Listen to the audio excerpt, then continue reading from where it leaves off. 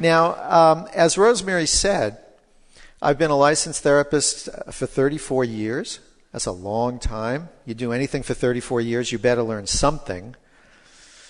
And what I want to talk to you about today is about sexuality, and specifically the model of sexuality that most of us have learned without even being aware of it, growing up and living in pretty much anywhere in the world, especially in America. And the first question that I want to address is, what do most adults say that they want from sex? And maybe you've been thinking about that for a while. When I ask groups of people, what do you think most adults want from sex? A lot of people say orgasm. Orgasms are perfectly nice. Some of my best friends have them, but they're not everything. What most adults say that they want from sex, adults, we're not talking about horny teenage boys now, right? What most adults say that they want from sex is some combination of pleasure and closeness. And of course, different people mean different things by pleasure, and different people mean different things by closeness. But what most adults say they want from sex is pleasure and closeness. And that does not vary according to the gender of the person. That's what men and women say they want most from sex. Now, what do people focus on during sex? It's not pleasure and closeness necessarily. And it's a good thing, because that's how I make a living. Is dealing with people who want one thing from sex and they don't pay attention to it before, during, or after sex. So what is it that people focus on during sex? Well, different people focus on different things, but people focus on how they smell, how they sound, how they look. People focus on trying to prevent somebody from putting their finger where they don't want it. People focus on, I hope I don't climax too quickly. I hope I don't climax too slowly. People focus on, my back is killing me. I have to tell you, when I was first being trained back in the 70s, it's before the internet was invented, we all learned about the sexual parts of the body. The mouth and the nipples and the anus and all that. Now that I'm 65 years old, if you ask me about the sexual parts of the body, the lower back, the knees, the hips, the neck, right? You too, right? Yeah. So people focus on a lot of stuff that has nothing to do with pleasure and closeness during sex. And that helps account for a lot of the problems that people have. People are trying to push away the emotions that they happen to have. People are trying to function the right way. People are trying to have normal thoughts. People are trying to get their partner to do what they want their partner to do without actually telling them what they want them to do. Trying to turn their body in a way that the other person has to touch them in a certain place.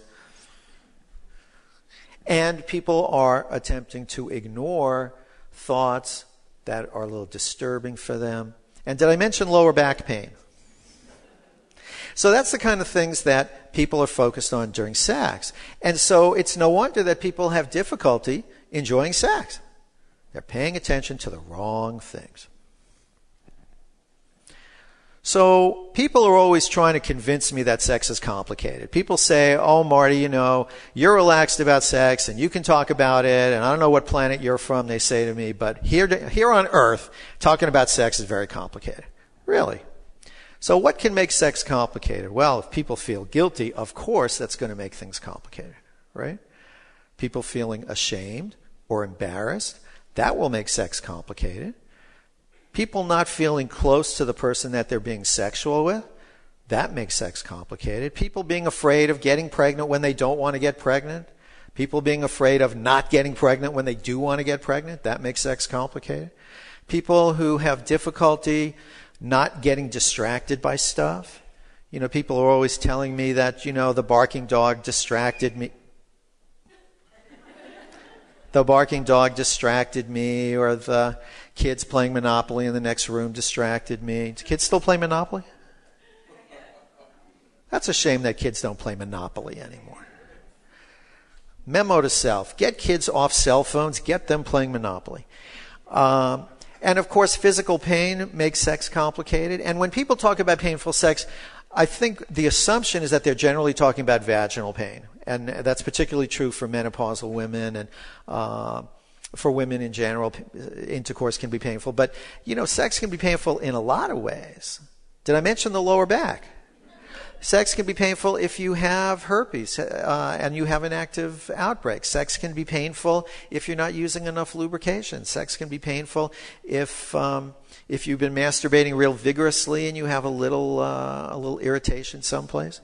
So a lot of things can make sex complicated. Sometimes hiding who we really are from our partner, not letting them know about us, and trying real hard not to reveal who we are sexually, that makes sex complicated as well. So there's a lot of things that make sex complicated. And when sex is complicated, it's harder to enjoy. I see 20 patients a week, and sometimes somebody leaves my office and I think, it's people like you who give sex a bad name.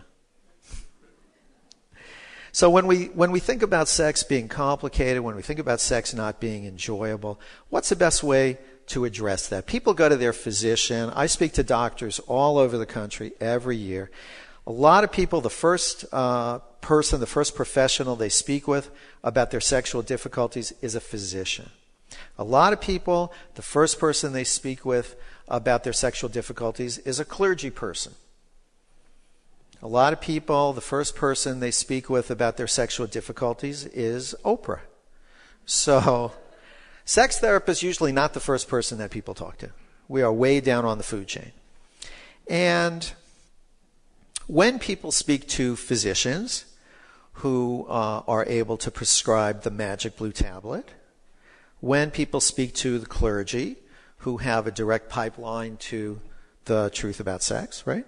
When people listen to Oprah, who apparently has the answer to every question in human history, the answers to people's questions about sex, when they speak with their physician or their clergy person or Oprah or their sister-in-law, may not be so helpful.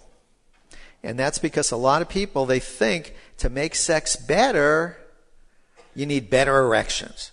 A lot of people think to make sex better, you need better orgasms or more reliable orgasms. A lot of people think to make sex better, you need that lubrication to be gushing, like Niagara Falls. Turns out that erections and orgasms and lubrication, as nice as they are, they're not such a good predictor of people's sexual enjoyment. They're nice things to have, but they're not such a good predictor of people's sexual enjoyment. So what could be a better approach to sexual difficulties? The better approach is changing our relationship to sexuality. Changing the feelings that we have about our bodies. Changing the ideas that we have about what's normal sex, what's not normal sex. Changing the ideas that we have about our own sexuality, our partner's sexuality, sexuality in general.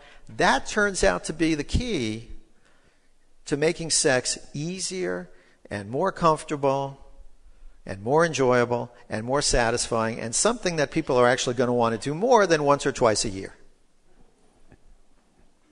Changing our relation to sexuality. So let's talk about how you might do that. A lot of people think that sex has inherent meaning and that we're stuck with those inherent meanings. For example, a lot of people think that in a couple, if one person doesn't have a lot of sexual desire for the other person, that means they don't love them. They think that's like built in to desire. If you love someone, if you truly love someone, of course you're going to desire them. And a lot of people think, for example, that erection, of course you're going to get an erection if you're a real man, and that if you don't get an erection, it means that you're not sufficiently manly. These are two examples of meanings that people give to sexual experiences that are completely constructed. They're constructed. These are ideas that we make up about sex.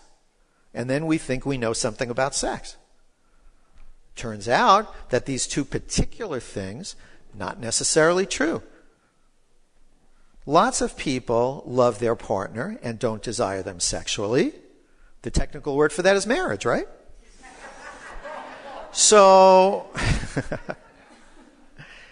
No, we all have had experiences of loving someone and not necessarily having as much desire for them as we wanted, or not having as much desire for them as they have for us.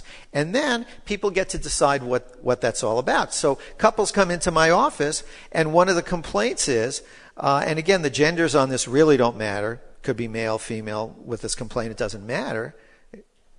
The couple comes in and one of them says, and you don't want sex with me very much, and that proves that you don't love me. And the other person says, yes, I love you. And the other person says, no, you don't. The other person says, yes, I do. And this person says, no, you don't. And they're paying me by the minute, so I got no complaints with this. So instead of a conversation about sex, this couple is having a conversation about, you don't love me, yes I do, no you don't, yes I do, no you don't. It's not a conversation about sex anymore. It's about the meaning that people give to sex. And so it turns out that people like to assign meanings to every aspect of sex. But we pretend that we're not the ones who are giving sex the meaning. We pretend that the meaning is in the sex. Like erection means manliness. Well, that's just a funny idea that some of us have.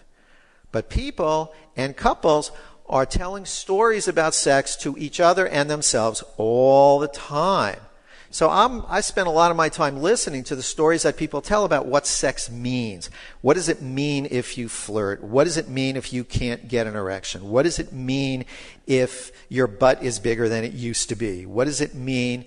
Now let me say a word about breasts for a second, since we're talking about butts, right? A lot of women are concerned, a lot of middle-aged women are concerned. And what I say is that as women age, breasts do not sag, they relax.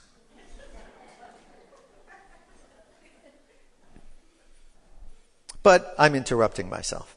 So as a therapist, I'm always listening to stories about what sex means. What does it mean that your breasts are no longer around your neck, now that they're around your waist? What does that mean? And here, when I think of examples of how people give sex meaning, here's a real common story. Well, when it comes to sex, men will always disappoint you. Or when it comes to sex, women will always disappoint you. Or sex is a waste of time. That's a story that some people tell. Or I'm a sex addict. That's a story that some people tell. Some people tell the story that sex should be spontaneous and natural. Couples come into my office and one of them will say, let's make a date for sex. And the other one will say, oh, that's so unromantic. I don't want to make a date for sex. I want sex to be spontaneous. And I say, well, how about after the session if we all go bowling together? And I've never had a patient say, yes, let's do that. Every single patient I've ever seen says, oh, I can't go bowling after the session. I have other plans. And what's true in modern life is that we always have other plans. Nobody does anything spontaneously anymore. The most spontaneous thing that you do is deciding what to have for dinner when you go out to a nice restaurant. And even then, a lot of us on our way to the restaurant, we're thinking, ooh, I can't wait. They have such great salmon in this place. Ooh, I can't wait. So that's not spontaneous either.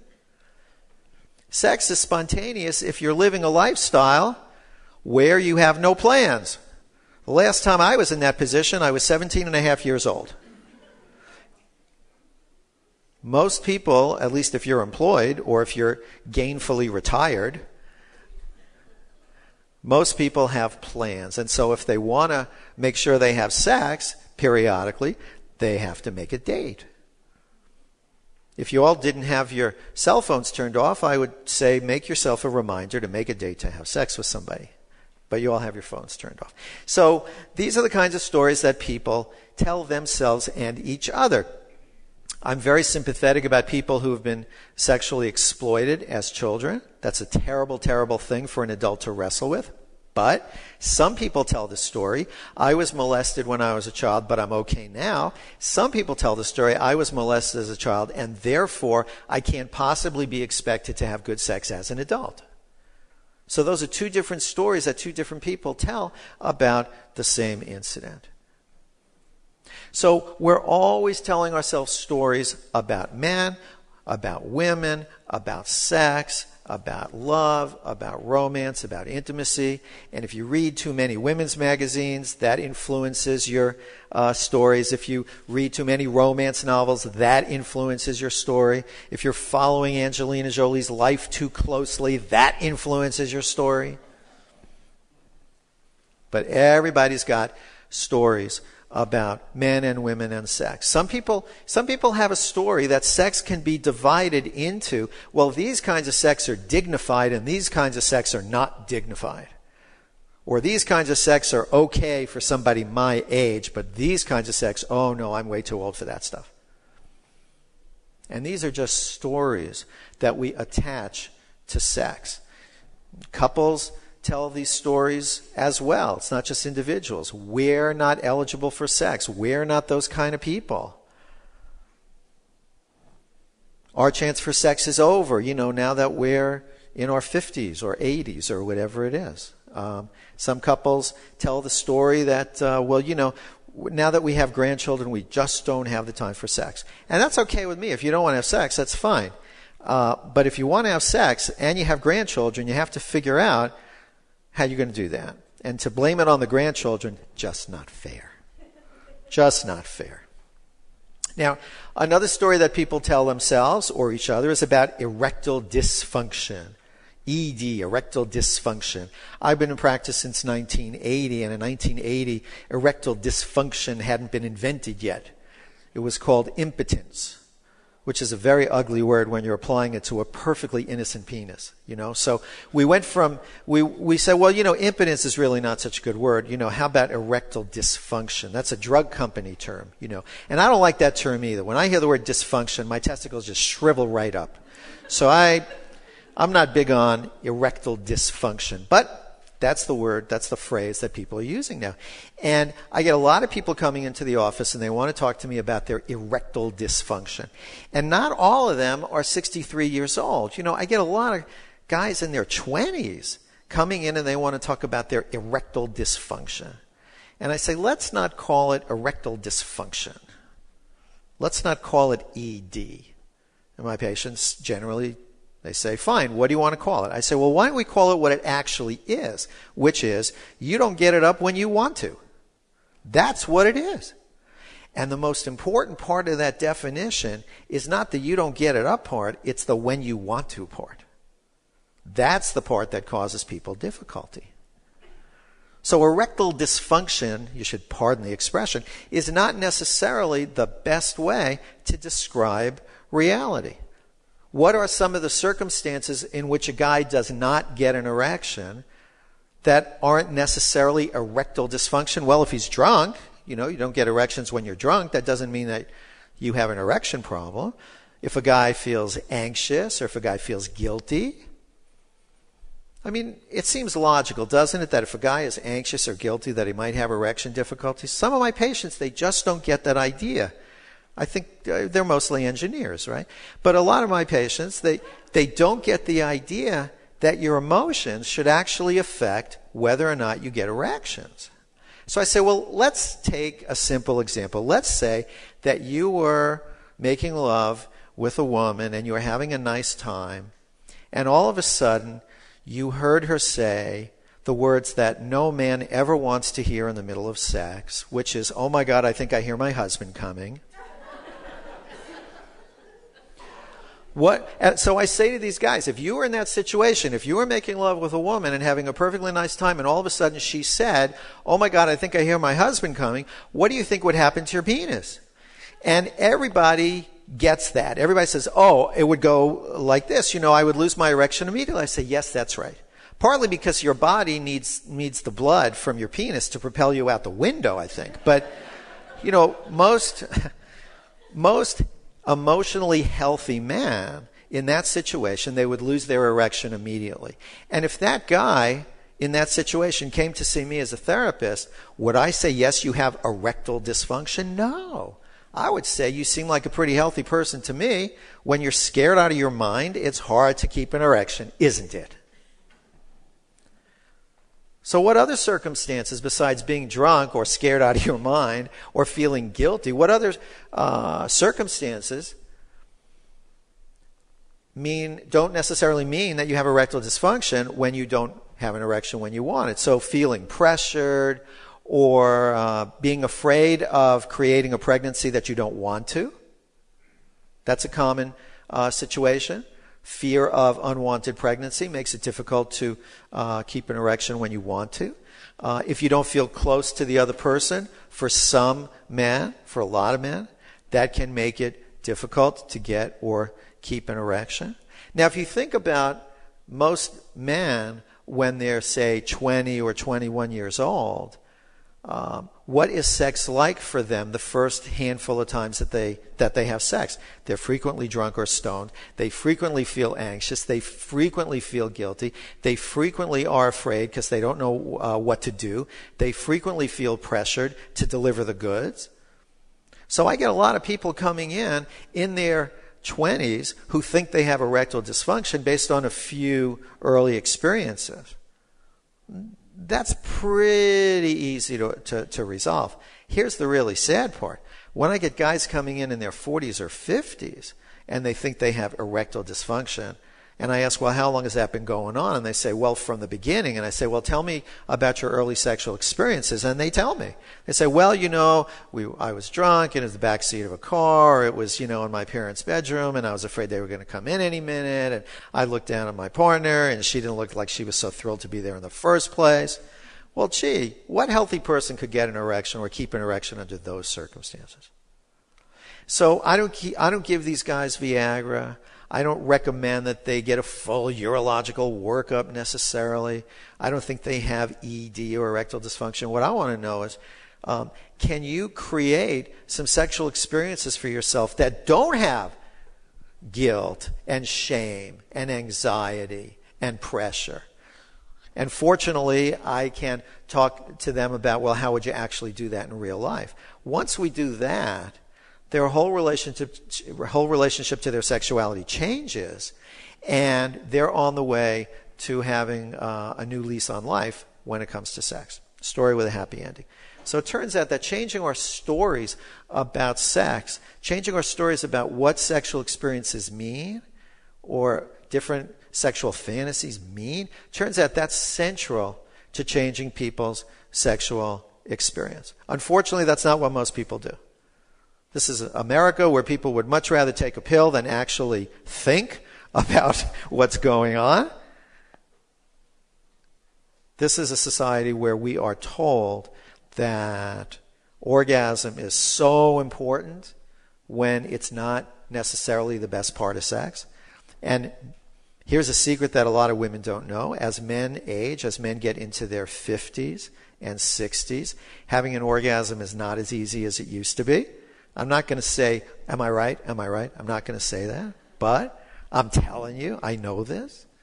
It's not as easy to have an orgasm. And I get couples coming in, and the complaint is, she says to me, he doesn't have an orgasm when we have sex anymore. That means he doesn't find me attractive. And he says, yes, I do. She says, no, you don't. He says, yes, I do. She says, no. And we're back to, this is not a conversation about sex anymore.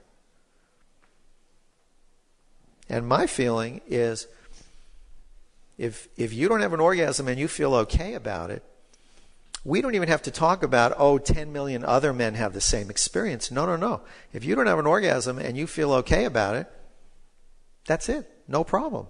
No problem. Now, if your partner feels unattractive, let's talk about that. What could each of you do so that you feel more attractive? But that's not necessarily a conversation about sex anymore. So what do people do when they have sexual dissatisfaction?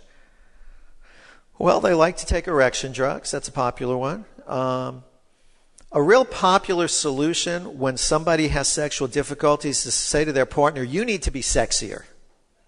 You need to be sexier. Very common approach. Very common approach. A lot of people, they want to get information about new positions. New positions. I got to tell you, there are no new positions. And we've used up all the old ones. There are no new positions. There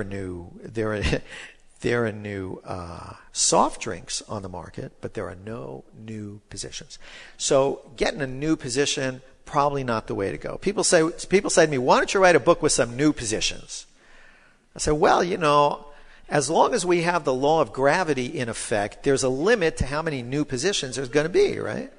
I mean, the law of gravity is very bossy about how many positions we're going to have.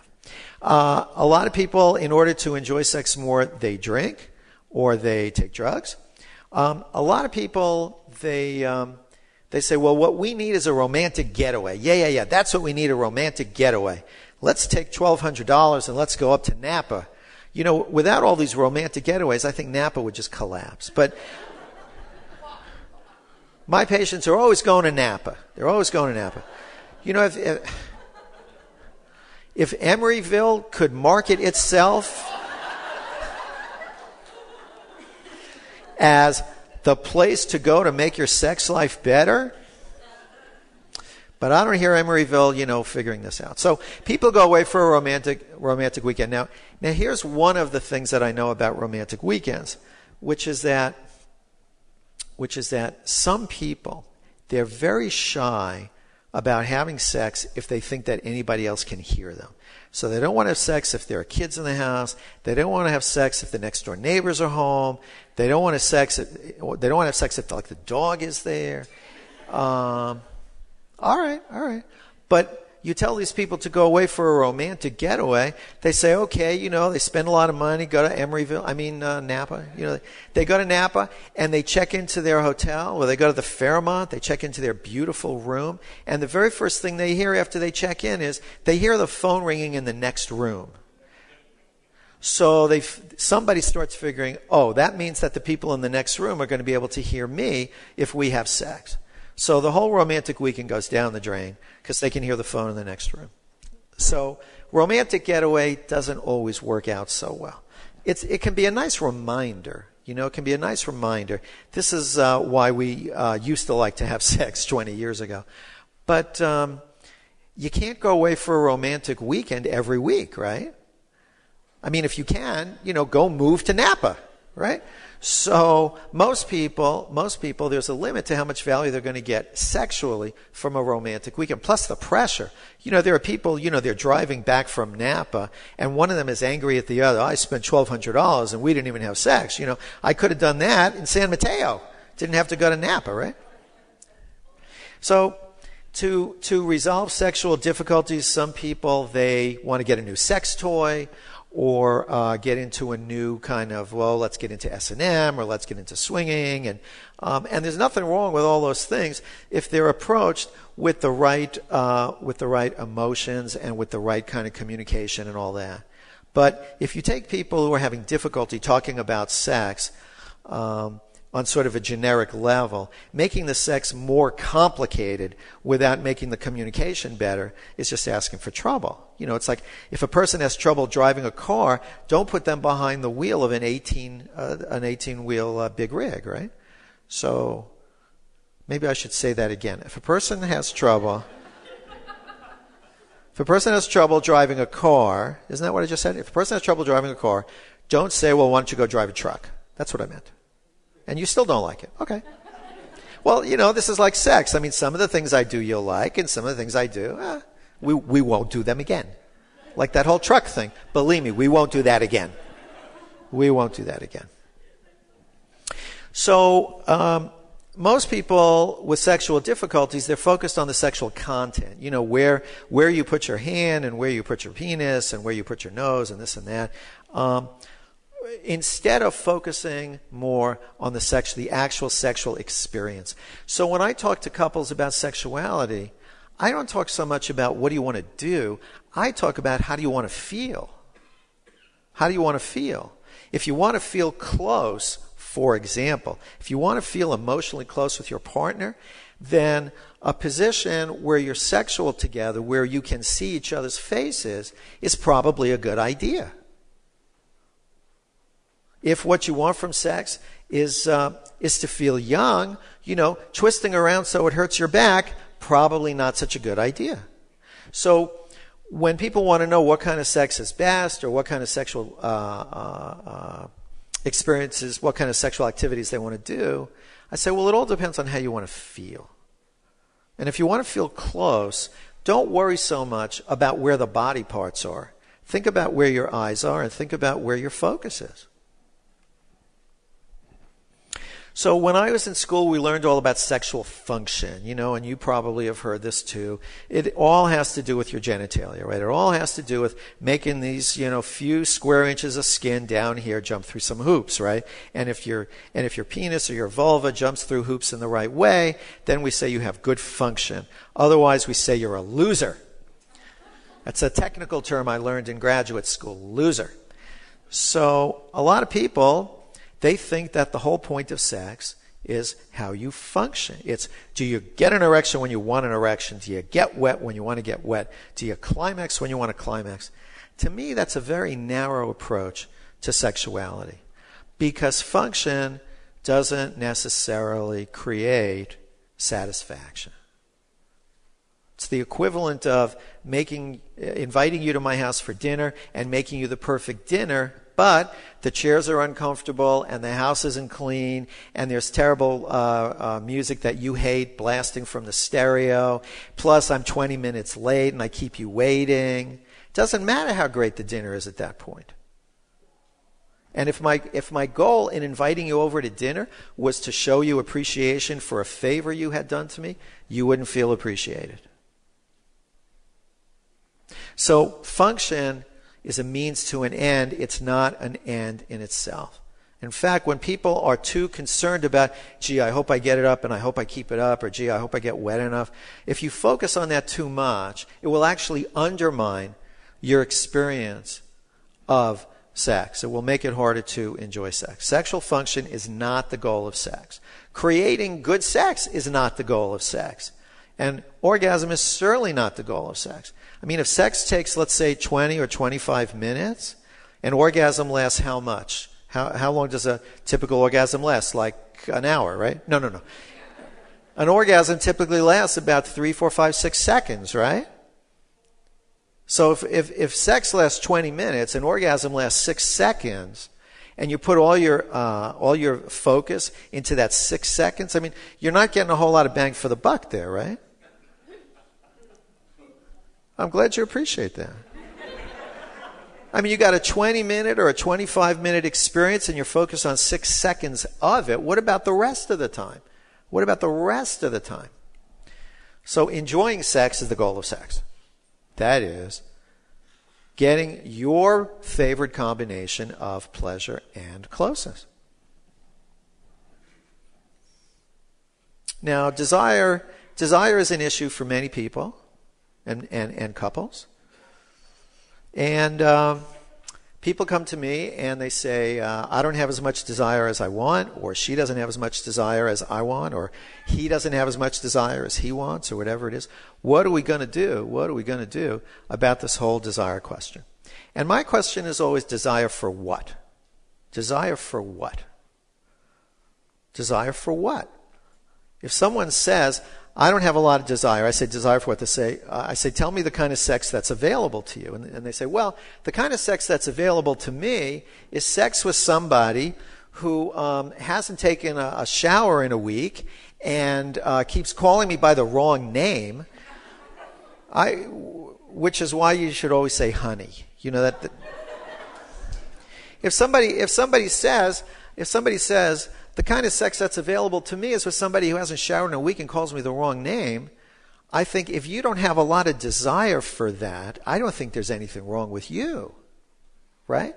So when people say they have low desire for sex, or their partner has low desire for sex, I need to know a little bit more about the sex. What kind of sex is available? And if somebody doesn't expect to enjoy the sex that they think is available, then if they don't want it, that's not a dysfunction. That's sensible. That's sensible. I mean, that would be like saying, I hear there's going to be a lecture tonight. Why don't you buy a ticket and go? You probably won't like it. Now, how many people do that? How many people do that? Most people say, there's a lecture in town I want to see. I'm looking forward to it. I think I'm going to enjoy it. That makes sense. That makes sense. So it doesn't matter how sexy your partner is, and it doesn't matter how much you love your partner or how much your partner loves you. When it comes to sex, the question is, what kind of experience do you expect to have? If you expect to have a lovely experience, I assume you would have desire. If you expect to have a lovely experience and you don't have desire, that's something that we should talk about. But if you don't expect to have a lovely experience and you don't have desire, I would say the problem is not that you don't have desire. The problem is the kind of sex that you think is available to you. So why don't people enjoy sex? Lots of reasons. People feel performance pressure, and people have that same shame and guilt that we keep talking about. And people feel like if I don't do it exactly right, my partner is going to get mad at me. Boy, how much of a turnoff is that? If I don't do it exactly right, my partner is going to be mad at me. A lot of people, if that's the situation they're in, they just don't have sex. They say, why should I want to participate in something if I'm just going to get criticized about it? And another reason that a lot of people don't want to have sex is because they've been fighting. They've been arguing. They have conflict with their partner. And the conflict doesn't have to be about sex. The conflict could be about money or kids or in-laws. The argument could be about a lot of different things. And most grown-ups, they typically only have sex on the weekend. Most grown-ups don't have sex on a school night. Most grown-ups have sex on the weekend. So all you need is to have one argument on a Thursday. And that pretty much, kills sex for the next 2 or 3 days. After 2 or 3 days, by Sunday night, you're kind of friends again. But oops, it's a school night, right? So then you go another whole week without having sex. And then if your mother is visiting, or, if your grandkids are visiting, that could knock out that weekend. And nobody has sex on a school night, so it could be another whole week before you have sex. So conflict, somebody feeling angry with each other, somebody feeling unappreciated, somebody feeling like you didn't treat them right, that can kill sex, not just for that moment, not just for the next day or two, but because of logistics, could kill sex for a whole week. And if people aren't enjoying sex, I'm very slow to help them have more of it. So when people come to me and they say, we don't have much sex, I say, tell me about the kind of sex that you imagine you'll have if you have more of it. And then when they describe it, I think, I wouldn't want to have sex like that either. I'm with you. You don't want to have much sex? I'm with you. I wouldn't want to have much sex if that's what's available either.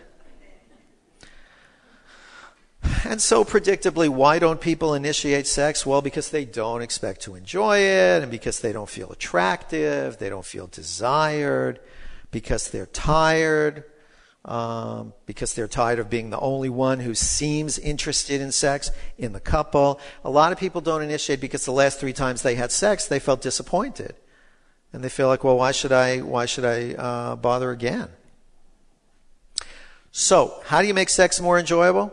Well, I want to help people focus on their actual experience rather than on their function.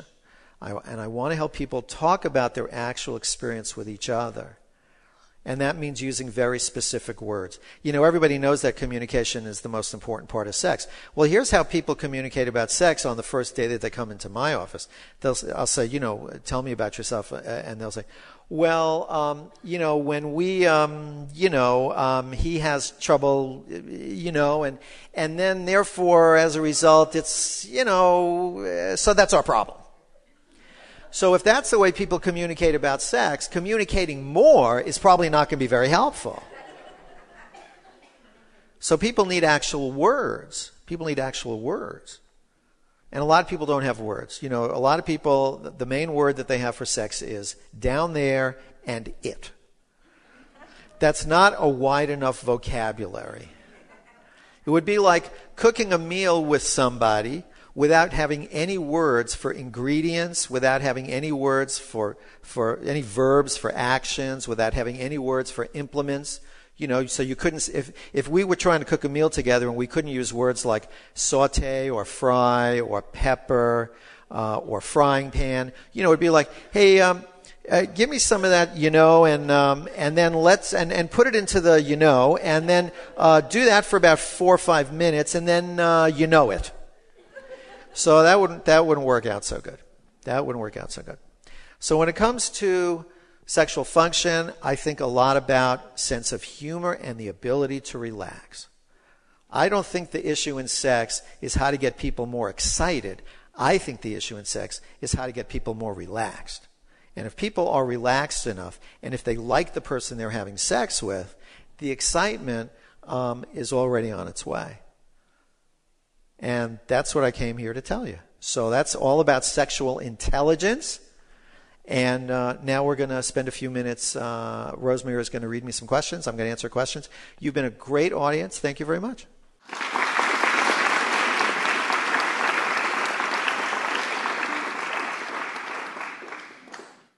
I am mostly focusing on, is this good for my partner, not my own pleasure? Big mistake. That mindset can lead me to feel I am not good enough. I told you so. I lose my erection. Solution? Cut it out. Well, this is a great question. This is a great question, and it's a perfect example of what I'm talking about. Listen to what the person says. It sounds like a guy. He says, and notice that this question could be asked by a guy who is gay or straight or bi. This question could be asked by a person who's 19 or 99. This is such a common question. And the question is, I'm focusing on something that's not so helpful to me. What should I do? And what the thing that the guy is focusing on almost doesn't matter. Because the answer is, if you're focusing on something that's not helpful, don't do that. You know, when I was growing up, my mother sometimes, there was a spot on her arm, she would press this spot on her arm, and she would say to my father, it hurts when I do that. And he would say, well, don't do that. Right? So a lot of people, a lot of men, a lot of people, what they focus on during sex is, I want to give you the best sex of your life here. Or, I want you to feel like I'm really putting a lot of effort into this whole sex thing. And that really takes away from being present. It's very hard to feel your own body when you're completely focused on somebody else's body. So cut it out. Which nationalities in the world today have the highest level of sexual intelligence? Nobody. Next question. What do you suggest as a treatment for porn addiction, which I define as using porn as a substitute for sex without another person? Is that what you want? Is that what I want? None of your business what I want.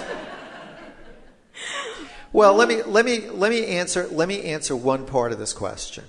If somebody feels that what they're doing sexually is actually out of their control, they need to go talk to a professional about that. Now, I have to tell you, different professionals deal with that situation in different ways. The way that I deal with it might be different from the way that is different from the way that other therapists deal with it. There's a lot of things that people do to avoid being intimate with their partner. Some of them are socially approved, like being the president of the Commonwealth Club. No, seriously, there are ways to avoid being with your partner. Spending way too much time helping the kids with their homework, spending way too much time doing paperwork for the local church, spending way too much time on the internet looking up antique watches. Oh, and by the way, spending a huge amount of time on the internet looking at pornography. So the way that I relate to looking at pornography is the same way that I relate to other things that are like it, which is this person doing this in a way that makes them feel good, or is this person doing this in a way that makes them feel bad? And is this person doing this activity, whatever the activity is, are they doing this activity in a way that helps them accomplish their goals in life, or are they doing it in a way that makes them shake their heads the next morning and say, I can't believe I did that again. I can't believe I spent the whole night looking up antique watches on the internet instead of hanging out with my kids or my wife or my dog or, listening to a podcast of the Commonwealth Club. So I don't view this strictly in sexual terms. What I do is I look at this in terms of, what are your values? What kind of life do you want to have? Does this contribute to your life, the way that you're doing it? And if it doesn't, then you need to talk to a professional. Why do so many men have trouble using condoms? Why do so many men have trouble using condoms? Presumably you mean during penis-vagina intercourse, right? Like not at lunch or something. I think, the traditional answer to this question, the traditional answer is because when you have a condom on your penis, it's harder to feel all those great feelings in your penis. But I think one honest answer to that question that doesn't get talked about enough is, somebody says, I'm afraid I'm going to lose my erection putting the condom on. I'm afraid I'm going to lose my erection while I have the condom on. I'm afraid I'm going to make a mess taking the condom off. So I think we don't talk about that nearly enough. If somebody is afraid of losing their erection putting a condom on, then we need to talk about the details of the activity of putting on a condom. There are a lot of different ways to put on a condom. One is to do it and feel completely separate from the person that you're with. And everything comes to a halt while you fiddle around and the package is slippery and it slips out of your hand, it flies across the room, and now you get out of bed and it's cold out there. So the whole using a condom thing can be complicated in ways that have very little to do with sex. So what I want couples who use condoms to do is that they have eye contact while they're opening the package or putting it on, that they talk to each other while one of them is putting it on. Maybe somebody is kissing somebody or touching somebody while the condom is going on. And that would make a condom part of sex rather than an interruption of sex. And I think that would make condom use for both men and women a lot easier. I turned my wife down a couple of times when we got married. She is still mad at me. We talked about it, but nothing really changed. She never initiates or wants sex anymore. What can I do? Let's start with the first part of the question. The first part of the question, I turned her down a couple of times 20 years ago and she's still mad about it. That's not a sex question. There's something else going on there. I don't know what it is. I would have to talk to the people. But when anybody says, X happened 20 years ago and my partner still hasn't gotten over it, I don't even care what the X is. What I want to know is, what is it? What's the benefit that you're getting from keeping this wound alive for 20 years? That's really, to me, the interesting part of the question. The fact that at this point in the relationship she doesn't want to have sex or this or that, she's obviously mad about something. I don't know what it is, but to me that's not a sex question. That's an I'm mad and I'm not going to tell you what it's all about, and you're going to suffer for the rest of your life not being close to me, so ha-ha on you question.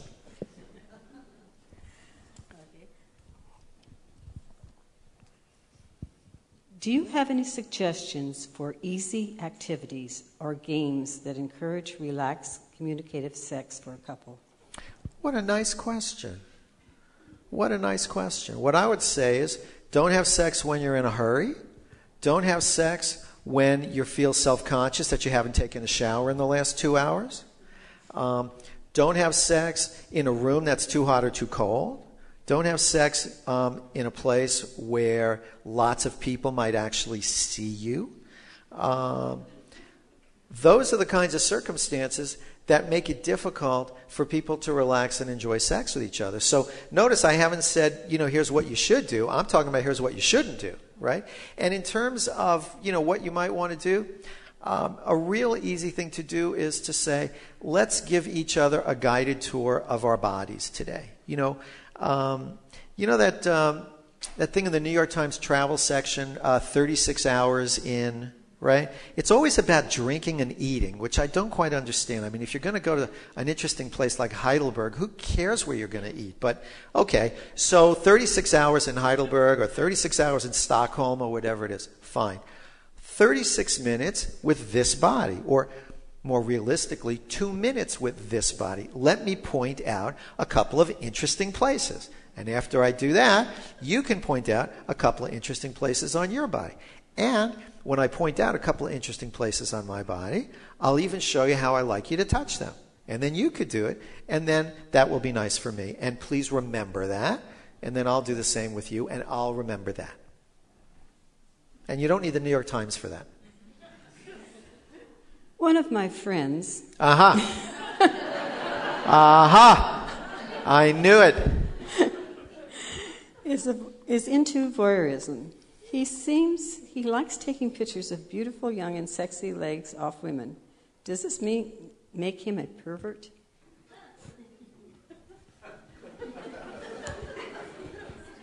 Well, if somebody actually asked me that question, I would say, what do you mean by pervert? And what question are you actually asking?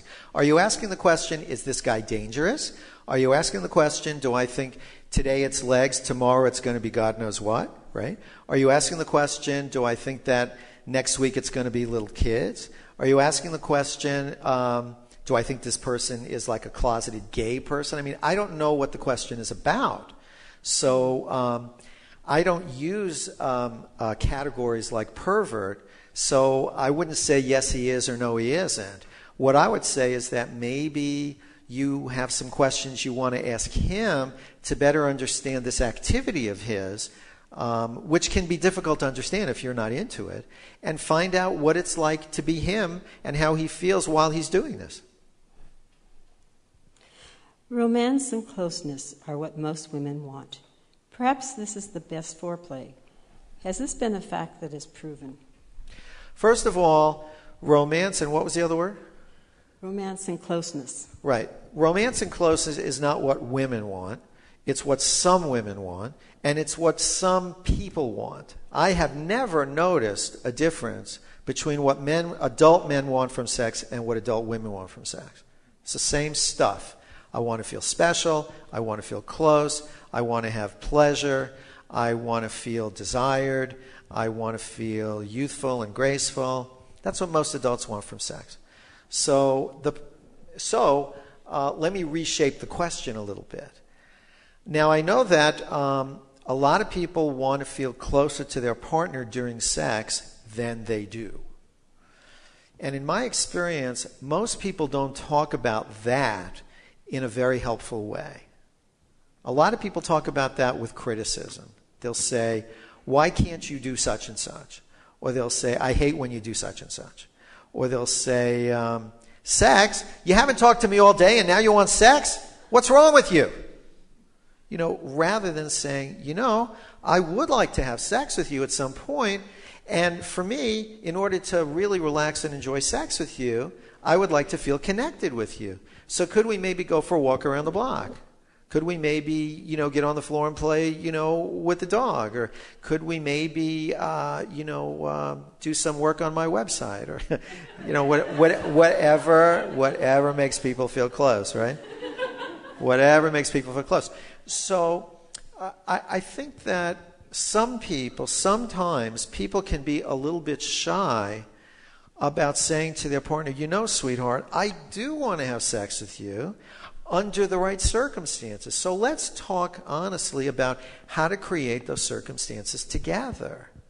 Most people will not say, let me get this straight. You want to feel closer to me to have sex? I hate feeling closer to you during sex. Most people don't say that. Most people don't say that. Most people, some people will feel exasperated and say, you mean you still don't feel close? And the answer is no, I still don't feel as close as I want to. I think it would be nice if more people were curious about what their partner wants and what their partner means when they say what they want, rather than assuming. All right, we were speaking of the internet. What does the proliferation of internet porn done to all this? Well, it's made some people rich. Internet porn is a very complicated subject, and no matter what I say, if I don't have 45 minutes, I'm going to sound silly. But I'll say this about internet porn: a lot of people, a lot of couples are talking about internet porn instead of talking about sex. If you're unhappy that your partner is using internet porn, why don't you talk to your partner about your sex life with each other rather than talking about his use of internet porn? It's unusual to find people who are completely sexually satisfied who are in a tizzy because their partner uses internet porn. Most people who are unhappy that their partner uses a lot of internet porn, they're not completely satisfied with their sexual relationship. So what I say about that is talk more about your sexual relationship. For a couple exploring open marriage, been married for 22 years. Exploring open marriage. When couples come to me, there are two different groups of couples who want to talk to me about opening their relationship. One is they don't get along very well and they don't have a very good sex life. And one or both of them has come up with the brilliant idea, let's have an open relationship. The other group of couples who ask me about this, they have a good relationship and they have good communication, and they've come up with the brilliant idea of let's have an open relationship. Open relationship, more than anything, it requires lots and lots of conversation. Lots of conversation. What are you thinking? What are you feeling? What about this thing? What about that thing? Lots of conversation.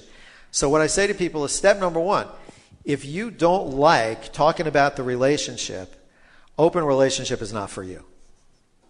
And if you don't have good communication skills, if you don't have good relationship skills and communication skills, if you want to get involved in an open relationship, that's just going to make life much more complicated than it already is. So I slow people down about opening their relationship or having other partners or this or that if they don't have the infrastructure. And in this case, the infrastructure is not dams and roads and hospitals. In this case, the infrastructure is the communication system and the time to talk about the relationship and the desire to talk about the relationship. Let me say one more thing. Some people, they're really prejudiced against open relationships, and they say, well, look at this couple over there. They had an open relationship, and then they ended up in divorce. Or look at these couples over here. They have an open relationship, and it's a complete train wreck. And to be fair, what we have to notice is that the overwhelming number, first of all, the main cause of divorce, as we all know, is marriage, right? So the overwhelming number of couples who get divorced, they start out saying, let's be monogamous, right? Most couples who get divorced say that their contract is to be sexually exclusive. So let's not cherry pick the data and say proof that open relationships are a bad thing is look at all the open relationships that end up with divorce. Because the answer to that is, well, look at all the monogamous relationships that end up in divorce. So that's not a fair comparison. Okay. This is a question that has to do with body imaging. I am a young woman in my 50s who has battled breast cancer and underwent a mastectomy. I do not know how to approach this to tell a man that I have no breasts. Well, with all sympathy to this person, 50, she's right, she's young. I remember being 50 many, many years ago. You know, the truth is, if we're talking about adults, I'm assuming that she doesn't want to have sex with a teenage boy, or that's not her preferred market here. You know, if her market is going to be grown-up men, none of us has a perfect body. None of us, with all due respect to the person in the fourth row, none of us has a perfect body. The only question is, which imperfections do you have? Which imperfections do you have? Which imperfections do you have? And missing breasts is a little bit more dramatic than some imperfections, but it's in the same category. This is what happens to bodies as we get older. They get all dinged up. They get scars and they get lumps and bumps and discolorations, and it's just a horrible show. And so I think the key question here is, does this woman feel like she is, with her mastectomy, without breasts, whatever it is, does she feel that she's in a position to offer a reasonable sexual experience to someone? And if she feels that she is able to offer a reasonable sexual experience to somebody because of who she is, she has nothing to apologize for, and she doesn't need to give anybody a lot of advance warning. You know, it's not like, listen, we've had 2 dates and I think you like me, but I need you to know right now I don't have breasts. What? Well, I was more focused on your smile, but yeah, sure, whatever. So what I would say to that woman is I have a lot of sympathy for her, and that she has nothing to apologize for, and that she needs to focus more on what she brings to the table rather than what she doesn't bring to the table. We have another question. How do you advise returning veterans with post-traumatic stress disorder and people and paraplegics? I'll tell you the honest truth. That question is so complicated, I'm not even going to touch it. But what I would say is that sexuality is at the junction of emotional and physical experience. And anybody who's a little dinged up either emotionally or physically needs to pay attention to how they can use sexuality to express themselves in a way that makes them feel good. Other than that, that's a very complicated question.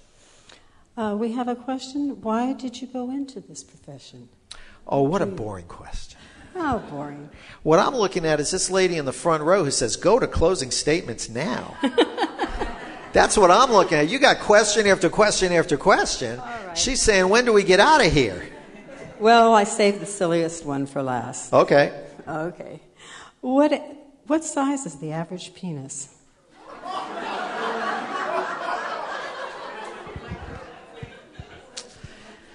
Well, you know, here's a good arena in which averages don't really matter, right? But I get asked all the time, how big should a penis be? I get asked that question all the time, and my answer to that is penises need to be big enough to find in the dark and small enough to get through the doorway. You've been really great. Thank you so much.